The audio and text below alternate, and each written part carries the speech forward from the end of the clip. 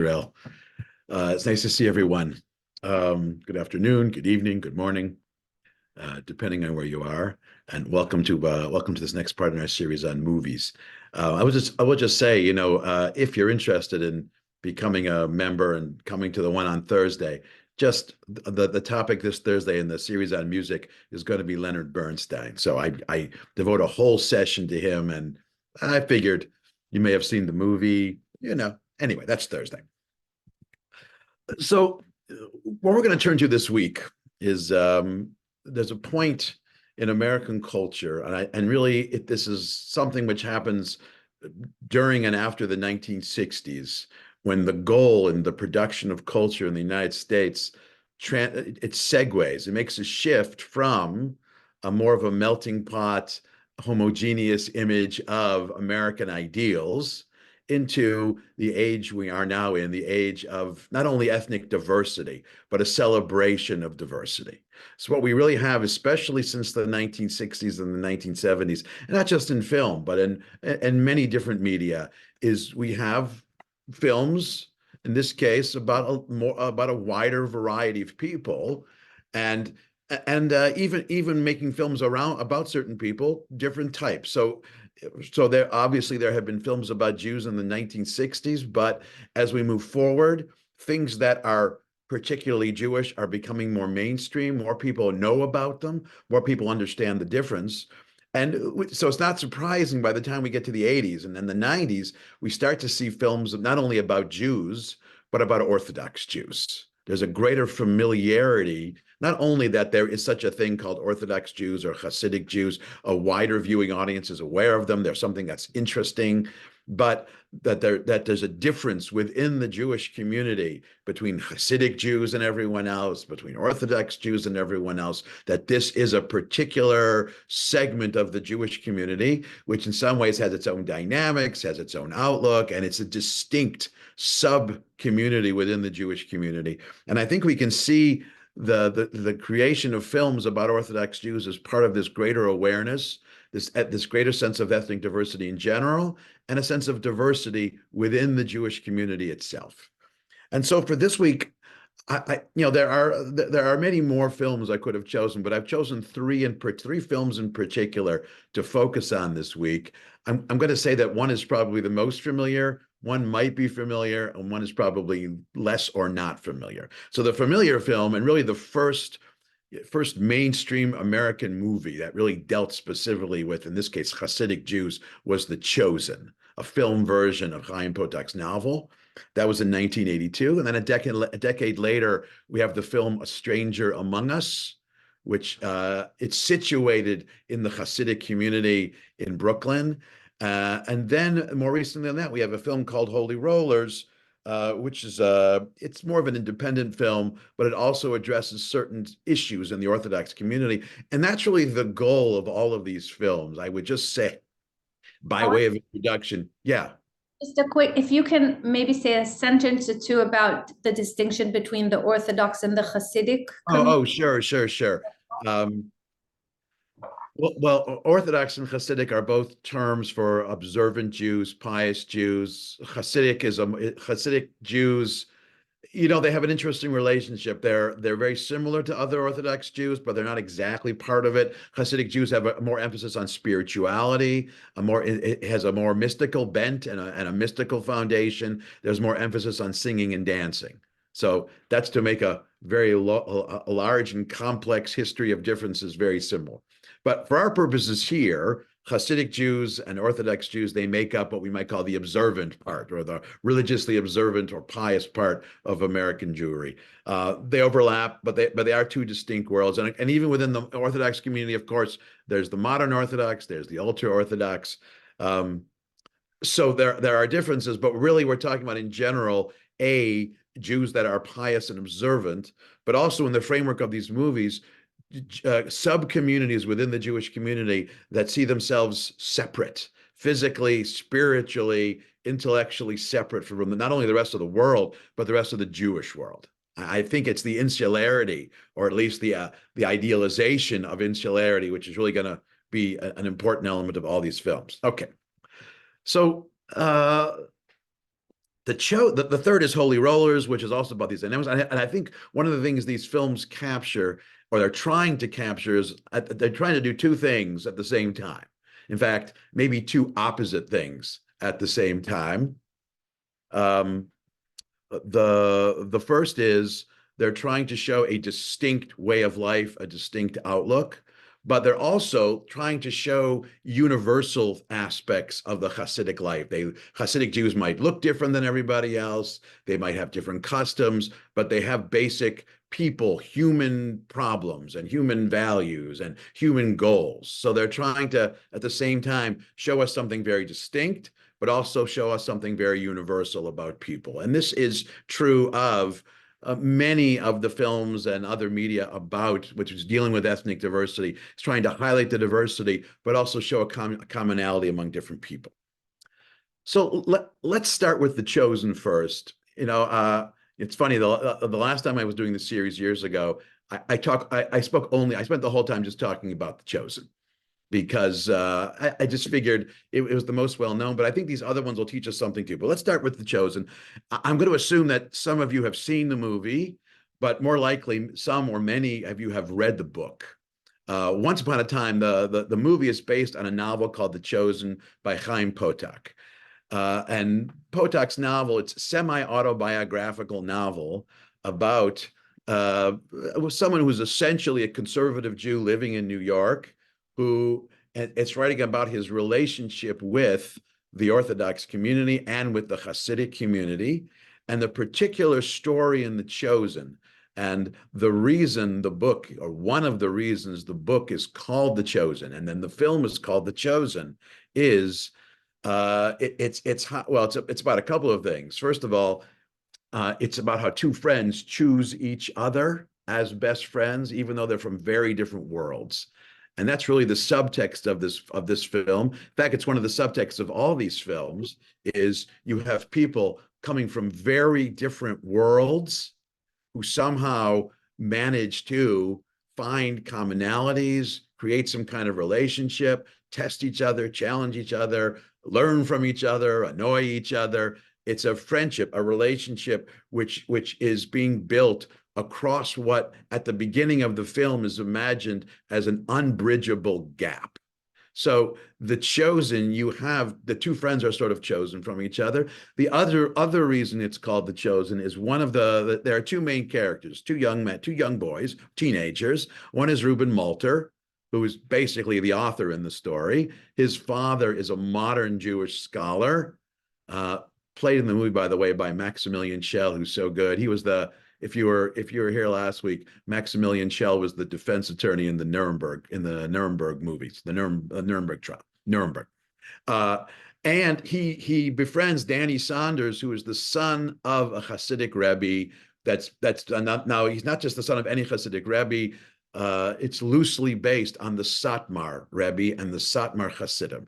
Now that's important for the story because Hasidim in general tend to be somewhat insular. They tend to live somewhat apart. They tend not to want to have too much contact with the modern world or the non-Hasidic world. But the Satmars are the most insular of all. They're the ones who want nothing to do with anyone who's not Satmar.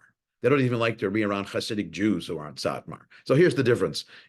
I'm guessing many of you, if you've met someone Hasidic in the street, it's probably someone who's Lupovitch, Chabad, because the mentality of Chabad is more of an outreach mentality. The mentality of Satmar is the exact opposite.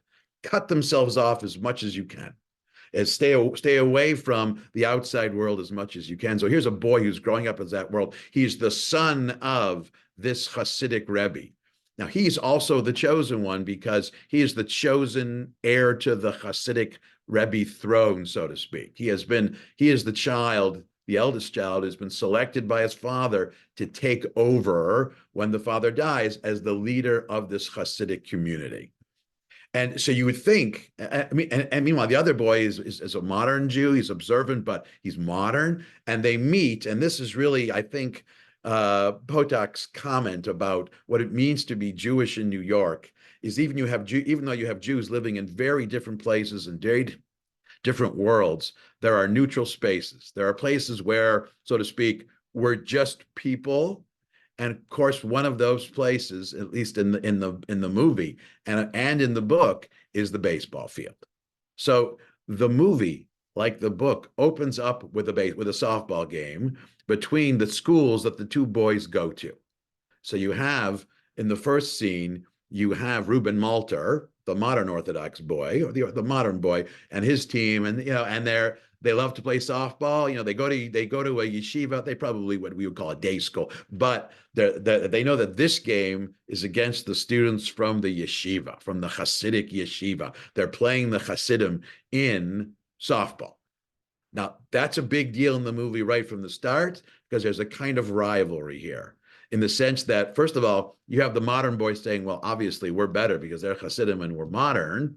But the Hasidim have a reputation. These boys have a reputation not only of being good at softball, but also being tough and not liking to lose and being fiercely competitive. And the tension is there. Now it's a competitive athletic game, baseball game tension, but it's definitely there. But in the course of the game, the two boys become friends by happenstance, because the Hasidic boy, he gets up to bat. When he gets up to bat, the other boy's pitching and he hits the ball into his glasses and basically puts him in the hospital, which kind of ends the game.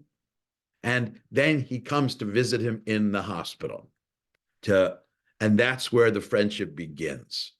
And the two boys, as the movie goes on, they not only become friends, in a way, they become part of each other's world.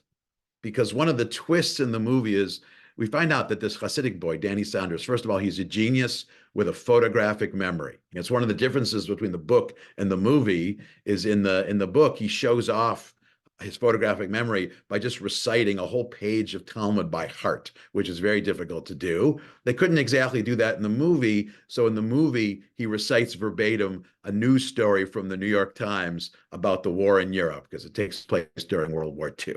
So, but the point is, he's a genius, but he also reveals very slowly to his non-Hasidic friend that he yearns for something more than simply being Hasidic and more than simply being the heir, the next chosen Rebbe. He wants more. He has an interest in other things. And we then find out that Reuben's father, David Malter, who is an academic, who is a Jewish scholar, but a modern Jewish scholar, has been unbeknownst to Reuben, has been meeting secretly with Danny Saunders and tutoring him and giving him books to read in the library, and basically becoming his conduit to the outside world. Now, the Hasidic boy didn't know that was his father, and the father's son didn't know that he was meeting with the boy. So they're both completely in the dark of it. And at an early moment in the movie, it's a little bit of a predictable film. An early moment in the movie, Reuben finally gets the boy to come over, come over and, drop by my house. And when he comes to the house, the father answers, and there's that, cinematic moment of recognition where everyone's realizing something at the same time. So the father is realizing, I'm sorry, the Hasidic boy is realizing, this is your father. And the other boy is realizing, you've been studying, this is the man who's been tutoring you in secret. And at that point, the camaraderie goes to the next level. But it also, yeah. Just think, it seems that your image is freezing here and there for some people on their screen. So when we show the next clip, if you can just check that. Yeah. Sorry. Okay. For sure. All right. Well, but while Danny Saunders is becoming part of the other family, Reuben Malter is also becoming, Danny Saunders invites him over to Shabbat to meet his father. His father wants to meet the boy he put in the hospital. There's what's very clear here is, even though Hasidic Jews are being very insular and isolated, they're also compassionate. They're deeply concerned that Reuben heals properly, and and he invites him over, and he gets to spend Shabbat there, and they're really bonding, and he's really kind of becoming part of the family. In fact, Danny Saunders' sister, Reuben's clearly taking a like to her. And you think the movie is going in the way of having a crush on the new friend's sister, but that's not exactly what happens. Because one of the things that Reuben discovers about Hasidic Jews is they arrange the marriages of their young people. And so he finds out that this his new friend's sister, who he's got a little crush on, has had some very nice conversations with. She's already betrothed, and then eventually he's invited to go to her wedding. So let's watch a bit from this wedding scene, and just to sort of get his reaction to what it means to be at this wedding. Let's watch the wedding scene.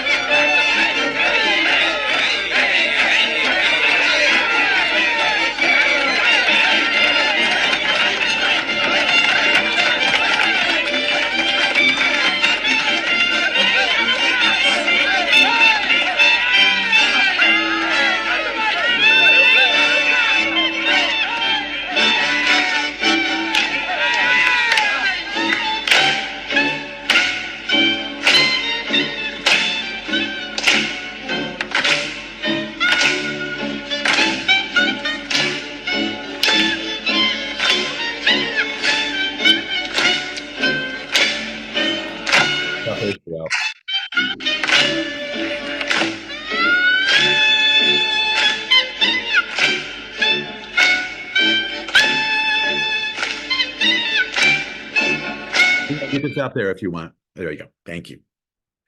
That goes on for another couple of minutes.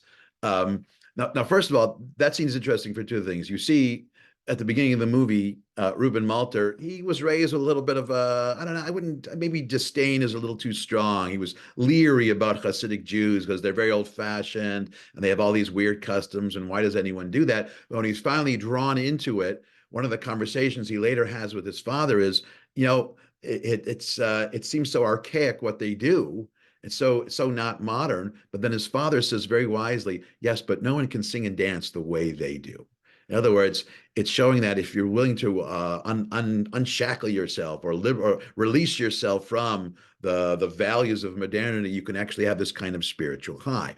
Now, the other thing that happens toward the end of that scene, this is the sister's wedding. He has a crush on this girl, and he's realizing that this is going to be unrequited. She belongs to someone else, but he also gets a sense that in this arranged marriage, he doesn't like the husband the way he imagines that she's connecting with him, and he's very disillusioned. And so, there's a point in the wedding when after they break the glass.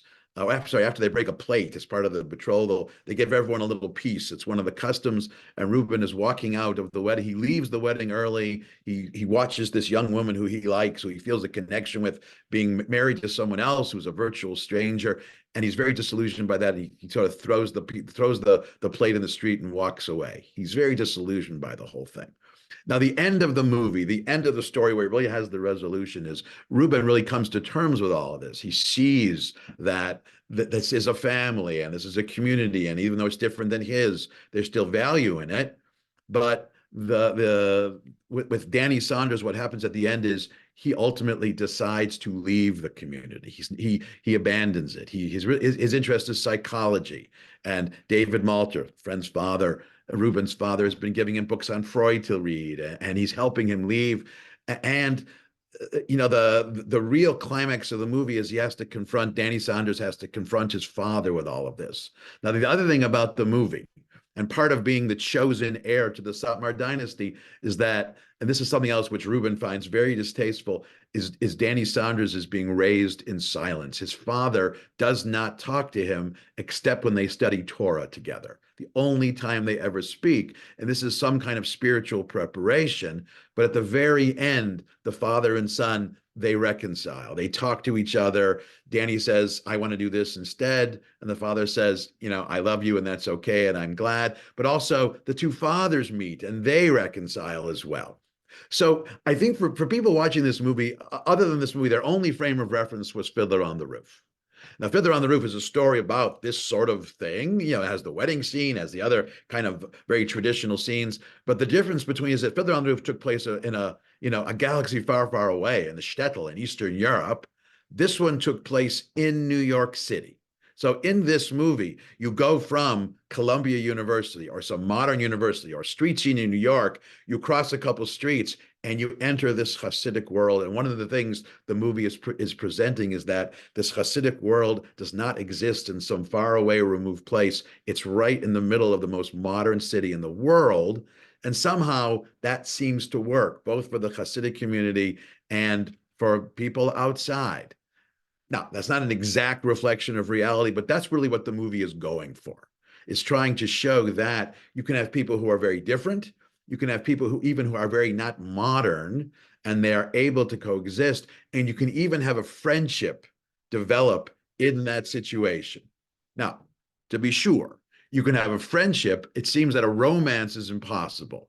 If Chaim Potok, who wrote the novel, or the filmmakers, if they had thought that romance was compatible, you definitely would have had Reuben Malter having some kind of romance with the sister, or maybe even being betrothed or something. But it's simply beyond the pale in this context. They're still different. They're still separate. And what the movie does manage to do is to navigate that tension between the fact that, yes, these are people, and yes, this is our community, but they're very different, and they like being different, and they need to be different. So Danny Saunders, the genius boy who's supposed to be the Rebbe, he can go and study things, study, what the sages of the Talmud called chokhmot chitzoniyot, external wisdom. But essentially, he has to leave the community to do that. Now, he's not shunned. He doesn't abandon them entirely, and he doesn't abandon being an observant Jew entirely, but he has to leave. He has to live physically outside. Now, of course, in the subsequent novel, there's a greater reconciliation there as well. But the movie does, the movie tries to do that. Now, reviewers of the movie, especially Janet Maslin in the New York Times and Roger Ebert, they were skeptical as to the movie being able to pull off what it was trying to pull off. That's the movie. It tried. One of the conclusions is if you hadn't seen the novel, the movie didn't work as well. If you had seen the novel and you had the framework of the novel, it was a little bit better. Now we see, in essence, I just noted. Let me just pause for one question. Let me clarify about Hasidic. There seems to be a comment about Hasidic Jews and Orthodox Jews. Hasidic Judaism is not exactly one type of Orthodox Judaism. They have a lot in common, and they both see halakha as largely immutable. The difference really between the two is in Hasidic Judaism, there's a much stronger explicit orientation toward halakha and towards, physical pleasure, singing and dancing. Orthodox Judaism tends to be a bit more ascetic. Okay, let me move on to the next movie, because I think in some ways this movie is also trying to thread the same needle and probably with the same level of success. This movie is called A Stranger Among Us. Now, the basic story, it's also situated in New York City. It's situated largely in a Hasidic community. Like in The Chosen, this is a Hasidic community in Brooklyn, which exists in the larger context of New York. But here there's an element of drama, almost melodrama, that becomes the point of departure of the movie. And here also, the friendship is going to be a much more problematic friendship. The point of departure of the movie, A Stranger Among Us, if you haven't seen it, is there's a murder in the Hasidic community. A member of the Hasidic community is murdered. They go to the police. The investigating detective is Melanie Griffith.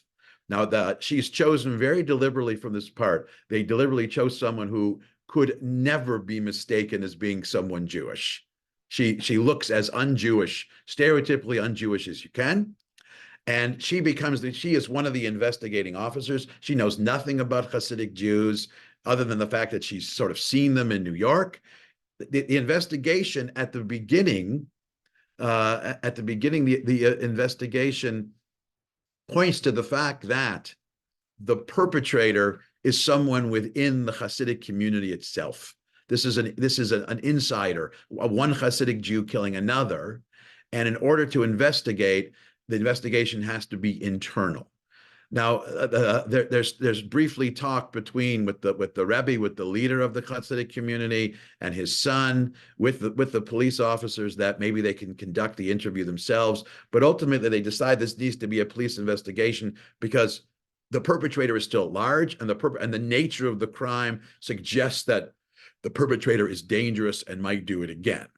So the decision is made. You can't have, if a police officer can't really conduct an internal investigation because no one in the community is going to talk to them freely and openly. So what's decided is that Melanie Griffith is going to go undercover in the community, disguised as a Hasidic, an unmarried Hasidic young woman. And so she dons the clothes. She puts on the skirt. She puts on the blouse.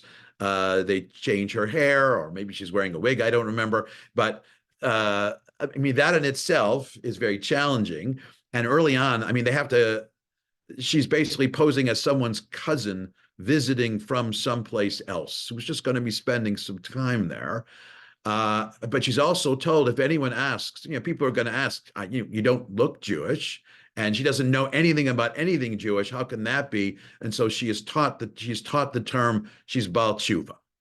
She's someone who is not religious at all, who's returning to Judaism. And once she does that, she's more or less accepted into the community. Nobody knows she's a police officer.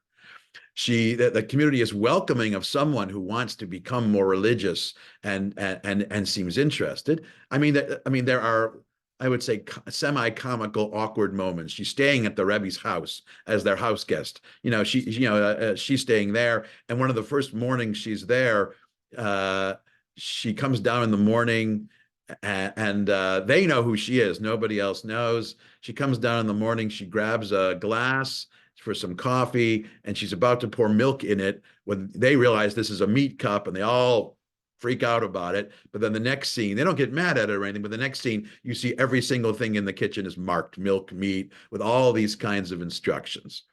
Now, in the course of her investigation, and look, she's the hero of the story, and so she's going to solve the crime. But as she becomes part of this Hasidic community, since she's unmarried, there are Hasidic men who are immediately taken to her because she's very pretty, and they think she's Jewish, and they think she is an aspiring Hasidic woman. And immediately they're taken to him, and she is just courted from all directions. Men keep approaching her, asking about her, asking if they could pursue some kind of something, whatever, innocent, harmless. And she's given instructions about how to keep these men at arm's length. But during the course of her investigation, she befriends the son of the Rebbe, who's a full-fledged Hasidic young man. This is very much like Danny Saunders in the story. He's not only the son of the Rebbe, he's going to be the heir. He's an intellectual genius. He is the star, the star of this community. Everybody looks to him. Now he has already been betrothed to marry someone. He has a fiancée, a betrothed, who he's never met before, who he's eventually going to meet. He's going to meet later in the movie, and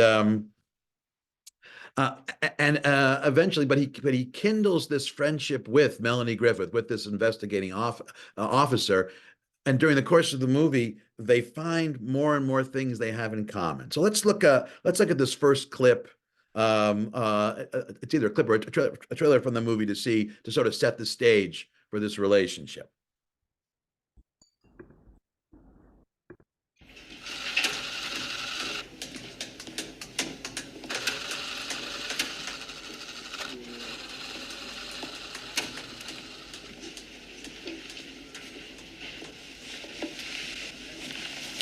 Again. If the Rebbe finds out. Who's going to tell? You shouldn't learn Kabbalah. Mysticism can shorten your life. And on the other hand, it can lengthen your life. The rabbis say that we shouldn't study Kabbalah until the age of 40. Besides, only the most brilliant students can understand it. Only the brightest can ever hope to understand its mysteries. I'll never reach that level. Yakov, you're fine. You're bright. You can study anything, anytime. Maybe. Not so sure. I think I'm better off where I am.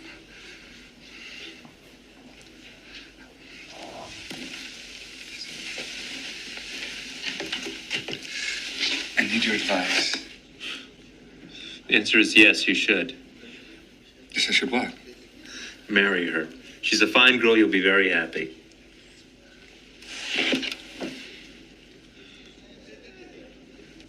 What is it? It's nothing. It's nothing. You're sure? You don't have the look of nothing on your face. You have the look of something. No, it's nothing. I should marry her, shouldn't I? You know what Mara told me? She said that not only is she going to be a wonderful wife, she's also going to be my best friend. Yakov, listen. Would you like to hear something wonderful? God counts the tears of women.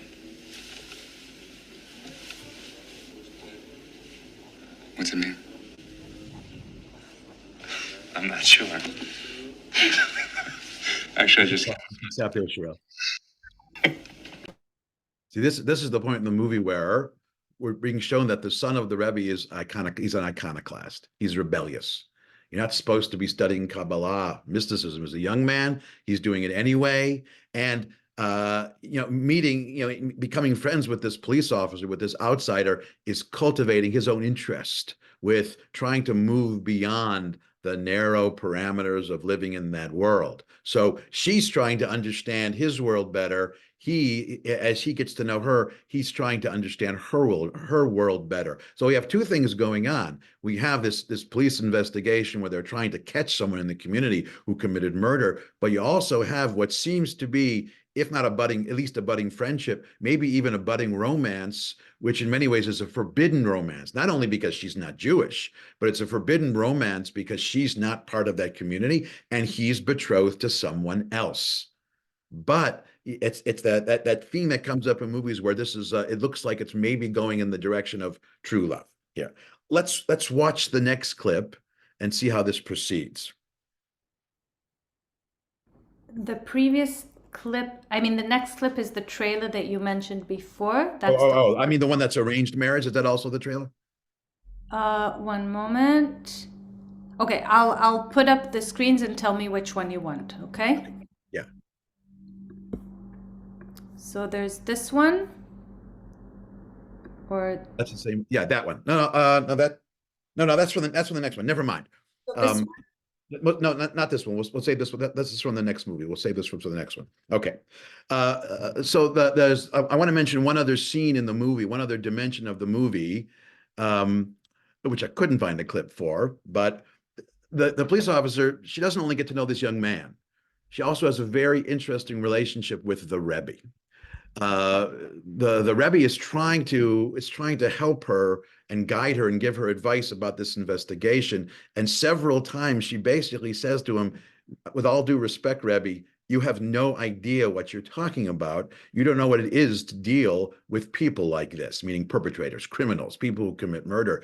But then she finds out that the Rebbe is a Holocaust survivor, that he survived Auschwitz. So there's a very powerful scene where she realizes she has been telling a Holocaust survivor that he doesn't know anything about death, about pain, about murder, about evil in people. And she said this to him several times. She goes to see him. And the conversation, which is one of the remarkable moments in the movie, is, first of all, she apologized. She said, I had no idea. I am so sorry. But he says to her, you and I, you as a police officer, as a homicide detective, me from the death camp, we've seen the depths to what human beings can sink. We've seen the worst in people. And she agrees. But then he says to her, we've seen the worst in people, but we can't be drawn down by that. We have to be able to overcome it. And you're expecting her to bond with the son, but this is the person she finds the most in common with. And he actually does become an advisor to her. They get to talking, and he finds out that she's not married, and he says, you just make sure when you do get married, you wait for your beshert. In other words, the person who you're meant to be with. He teaches her the word beshert. Now, eventually, in the movie, this really becomes the main part of the movie, the sharing of wisdom, the sharing of aspirations. The murder investigation, which we think is the main part of the movie, it really kind of sinks to the background. It's really about her learning about herself. Now, yes, in that very formulaic way, she does solve the murder. It's not who we expect. It's actually a close friend of it's the person who's doing it for terrible reasons. She's brought to the perpetrator is brought to justice, and they solve the crime. But as a kind of coda to the movie, her partner, her and the other detective who hasn't gone undercover, he's Jewish, although not very Jewish. And he basically has been trying to date her all through this movie. And, they're sort of casual and they're friends or whatever. And at the end of the movie, after they solve the crime and he does something heroic and they basically, they basically catch the perps and they stop the bad guys and they save everyone together. She says goodbye to the Rebbe, to the Rebbe's son, to this community. She's clearly has reservations about leaving because it was a very meaningful experience, although she's glad to get back to her life. And really sort of the punchline of the movie is this other police officer who is Jewish asks her out. He said, "Now will you please go out with me?" And she says, "I can't." And he says, "Why not?" She says, "Because I'm going to wait for my beshert." And he says, "What is that?" And she explains to him what beshert means. And that's really the end of the movie. And the boy, the son who is betrothed to this woman, he also gets some very nice closure because clearly he's wondered about if Melanie Griffith is really his the person is his beshert. But when he finally meets his betrothed at the very end of the movie, remember in that scene where he said to his friend, God God counts the tears of women, but he doesn't know what it means. When he meets his betrothed, in that first conversation, he quotes that to her. God counts the tears of women. And he says, I have no idea what it means. And she explains it to him. And that's when he realizes that this is the woman he's supposed to be with. And it's interesting because what he likes about her is one of the things he likes about this police officer. She's bright, she's strong-willed, but it still has to be someone in the community. So as in The Chosen, this is a story about what happens when the outside world invades this insular community. You have to be able to engage it. But ultimately what happens is the people who are the outsiders learn from the insiders, and the insiders learn from the outsiders. That's really one of the larger messages. Guess what? And look, it's not the most terribly original Hollywood message. Guess what? People are different, but we can still learn from each other. Now, that's a very common theme in movies. The people who come from different traditions, from different backgrounds, who somehow manage to become friends, to overcome their differences. But what's original here is that one of the different groups are a group that really hadn't been part of this. Hasidic Jews really hadn't been part of that sort of story in Hollywood movies. And so the film is saying that people are different, just like Hasidic Jews, but they too have something to offer, and they too can learn from those around them. Now, it would have been interesting to know how Hasidic Jews themselves would have reacted to this movie, but of course, they didn't see the movie, and most of them probably never heard of it. But would they see the value here? But for the movie-going audience, that's really the lesson. Now, the last film I want to look at, this is an independent film called Holy Rollers. In some sense, it's taking this theme of insider, outsider, different people learning from one another. It's taking it to the next level because it's going to talk about not only the differences between people who are Hasidic and who aren't, but it's also going to talk about tensions and dilemmas within the Hasidic community. So the basic storyline in Holy Rollers, the main character is, he's a young Hasidic man. He's approaching the age of marriage. He's basically been raised by his parents to be a Talmudic scholar, and that's basically you're going to be a Talmudic scholar. You'll be a Hasidic rabbi somewhere. That's what you're gonna be. He's perfectly fine with that. That's the life he wants to have. But he has a moment where his world sort of gets shaken. And the moment where the world gets shaken is you know, he's initially betrothed to a woman. They meet, they date, they date a few times, and dating in that world means you basically just meet someplace public and talk. They're getting to know each other. He is very taken by her, and he's actually very excited about the fact that they're going to get married. But when she finds out that he is going to be just a scholar and he's not actually going to make a lot of money and provide her with that sort of life, she loses interest and basically breaks it off, and he's left despondent there. But that's the point of departure of the movie. That's where he decides that maybe in order to be happy in his life, being a scholar isn't going to bring him happiness, certainly not marital happiness. Maybe he needs to get into business and find a way to make money that way. So let's look at this. The first clip we have in terms of this arranged marriage. Let's watch that clip.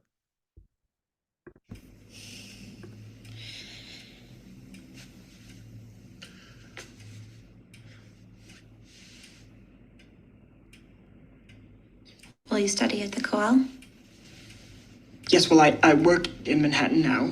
I'm not sure about becoming a rabbi yet. You like playing basketball more? You see me? No. No. My tata will talk to the rabbi. They will decide for me. What job do you do? I take care of my younger brothers and sisters. Oh, that's nice. How many children? 5? No, I want 8. 8? Baruch Hashem. Baruch Hashem. Which yeshiva would they attend? 8.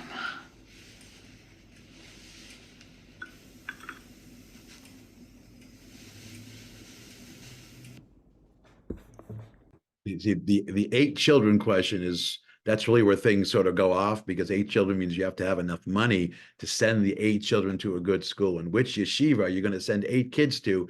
There it becomes the question. Now, and this is where he begins to think even more that it's not enough just to be learned to be happy in that community, which is what he's been told his entire life, but you actually need to make money.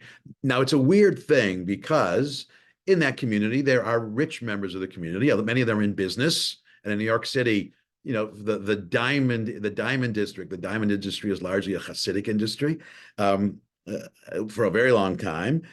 But that is always downgraded as a value in that community. Yes, people make money, but what you're taught in that community as a young man is that the ideal thing to do is to be learned. And here he is early in the movie. He's really committed to that. He realizes that's not going to happen. But so he looks to go in another direction. So let's watch the next clip about the possibilities where you can do some business. He's gonna be introduced. He's gonna follow a friend and his friend's brother. Let's take a look at this family business clip. Every single piece of fabric that I own comes I know from it this does. That's why I'm not profiting on this deal. Look, ma'am, your daughter will have a beautiful dress made from the finest silk in Thailand, all right?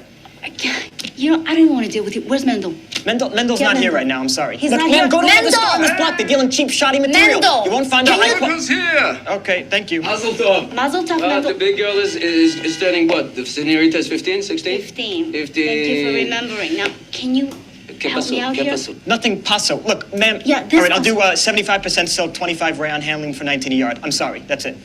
Just go get it, Joel. Go get it. Go get it. He's frustrated in the family business. He realizes it's something that he needs, but he's not good at it. It's not going anywhere. So eventually another business opportunity arises. And this one is a little bit, let's call it a little shadier, where his friend's brother introduces the possibility of doing something a little different. Let's watch that next clip where this other business opportunity pops up. Come on. He's a nice guy, right? Kidding me, he's the best. We can trust him. Of course, he's Jewish. All right. Wait here. Don't touch anything. What's up?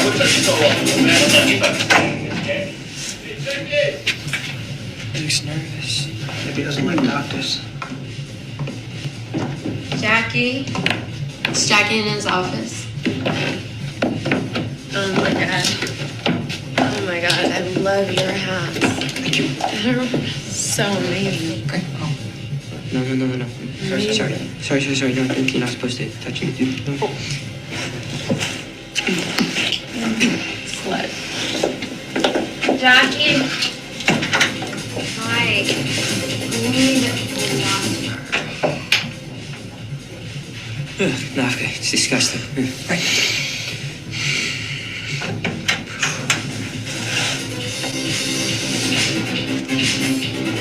This is the guy I was telling you about. My brother, Sammy Gold.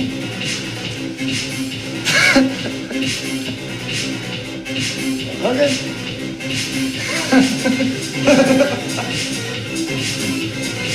He loved you. He loved you. He loved you.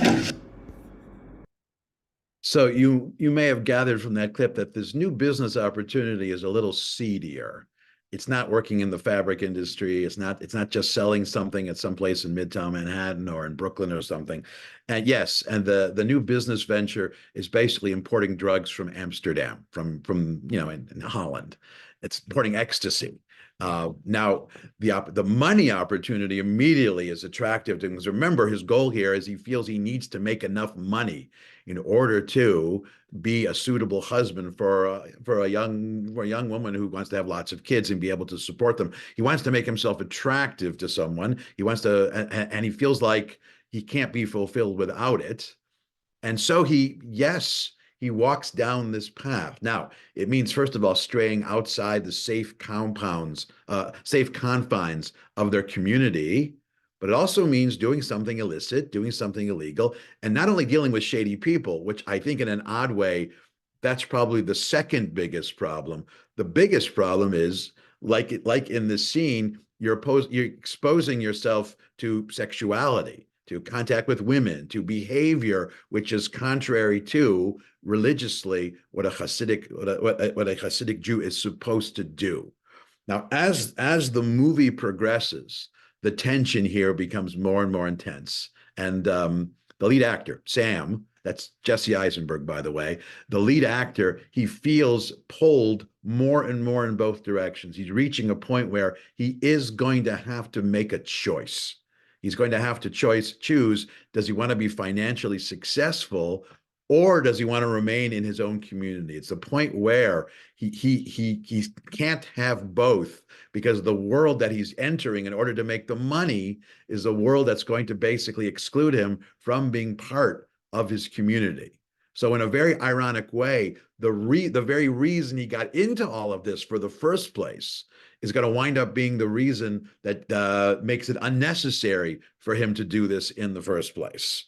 And this comes out again in one last clip where they're going to talk about what it means to make money. Let's look at that last clip.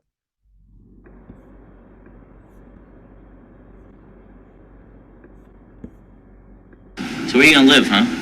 With your parents? What? Is that a robot? Shh. Leon's a fucking mensch, you know that. Working for the medical business now. For a doctor? Yeah, sort of. You know, What? you know, I think they need another guy if you're interested. If you're looking for some extra work, it's a good job. Really? Yeah. Easiest money you'll ever make. All expenses trip to Europe. I mean, you fly anywhere, really. Girls, fast cars, see the world. I have a job, thank you. I know. Let me ask you a question. How do you think pays the bills in my house? Leon doesn't pay the fucking bills, I'll tell you that. When you got groceries, electric bill, mortgage, your fucking mother doesn't pay the mortgage. You do? I do. What happens when you and young Vanna want to have a few kids of your own? I work with my father, yes. Yeah. Women like shiny things. You know what time it is? It's fake titty time. Think about it, all right? Page me later. Come on, I'll race you. So really ultimately, the movie comes down to the difference between these two. The one, Jesse Eisenberg, Sam Gold, what he feels this dilemma between choosing between these two paths. You can't have both. But his friend, actually it's his friend's brother, doesn't have the same scruples. He is making the same. He is also pulled or feels the tension between the two paths, but he's pulling it off just fine because he simply doesn't tell anybody. The difference between the two is one is managing to do it because doesn't care about whether he's honest or not. He doesn't care about misleading everyone. When he is outside the Hasidic world, he knows that no one in the Hasidic world is possibly going to find out. He's going to be able to make this money. No one's going to ask why. He's going to be able to have the things that he likes, to take care of his family, to do all those things. And he has no trouble stepping out, being part of the world, and then stepping back. But the main character, and that's really what this movie winds up being about, is that if you have a sense of integrity, or if you want to be consistent, or if you want to see yourself as being an honest and moral person, that is a much more difficult thing to do. And so by the time we get to the movie, and in case you're going to see it, I'm not going to spoil the ending for you. By the time we get to the end of the movie, it isn't just about making this choice. It isn't just about having to choose between one and the other. It's about, can you live with the choice? And for one, living with the choice means doing it in a way which you don't have to deceive anybody. He needs to be open and honest. And he certainly isn't going to be dishonest to the woman he's going to marry. He doesn't want to be dishonest to his parents. So it's not his fault he's in this situation. He's in this situation because the people around him have certain expectations, and what they've expected of him simply can't meet both. And he's torn in that way, but he's got a living, breathing example of how you can do it. You can do both if you want. The one thing you have to give up is being honest, but you can't have all of those things. But that is ultimately the choice that he's required to make. So what do we see in all these films? I mean, I think the big question, and the last question I really want to address here, is how central to these films is it that we're talking about Hasidic Jews? Could it have been someone else, some other traditional community with similar values that has a sense of insularity? Maybe, but I think in the context of New York City, I think it's fair to say that if you want to have a character who is really compelled by a need to be part of a community that's very separate, there's no more separate community in New York City than Hasidic Jews. So, for example, this story maybe could have been told as an Amish story, I suppose, but it wouldn't have taken place in the big city. If you want to have the big city as the backdrop to the story, this is the character you need to be. But also the dilemma has to be felt very strongly. So you need the particular constellation of the value of being a scholar and the value of and the importance and the need to make money. And what do you do if those two things aren't complementing one another? What is a young person supposed to do? Well, then you take one or the other. You settle for this, you settle for that. It's the difficulty of having every single thing you want. And that really, I think, is the theme in all these movies. The characters, they start in a relatively small and confined world. As they get a taste of something outside, they realize they want more. But ultimately, they resolve it differently. In A Stranger Among Us, what he comes to realize is that what he has is in his own community. In Holy Rollers, it's not that simple. And of course, in The Chosen, he realizes he has to leave in order to do it. Three different solutions to one dilemma. Thank you. Thank you, Howard. I'm going to jump right into a couple of questions. And the first one about the directors of these movies. Were they Jewish, or is like who was pushing to have this specific other Jewish in Hollywood? Oh, that's a great question. I honestly, offhand, I don't know if they were Jewish. I do know that the decision was made to set them all in New York City, that in all of these movies, New York City needs to be a character. And I think because of that, like I said, if you have New York, insular community, that means Hasidic community. But offhand, I don't know offhand if the producers or directors were Jewish. Okay, so we'll have to check that out. Another question is, how were these movies received by non-Jewish audiences? Do you have? That's a great question. The Chosen had a very tepid response. It didn't get great critical reviews. It didn't, that, like I said, this is a movie you enjoy more if you've read the book. And most of the people who've read The Chosen are Jews. So it was less warmly received. A Stranger Among Us, because Melanie Griffiths is in it, it had a wider audience. And I think that there was a non-Jewish audience that was intrigued by the idea of Melanie Griffith going undercover in the Hasidic community. And the last movie, I mean, it didn't have much of a big popular following because it was an indie film, but it probably received the best reviews of the three of them. And at indie festivals, both for Jewish and non-Jewish audience, it was regarded as a very pioneering movie, exploring a question of one's religious identity versus, an insular, being part of the larger world. I think that one, in terms of critical reviews, got the best. In terms of popularity, was A Stranger Among Us. Thank you very, very much for another amazing program. And I'm just checking if there is another. No, we have here people posting in the chat the directors of the different movies. But yes, Sidney Lumet. Yes, I think I knew that. Thank you. So thank you very, very much. Looking forward to our next part in this series. And thank you everyone for joining. You'll receive in the follow-up email the recordings of the previous parts of this series, this program, links to all the clips we showed, and much more information for you to enjoy. So thank you. Thank you, everybody.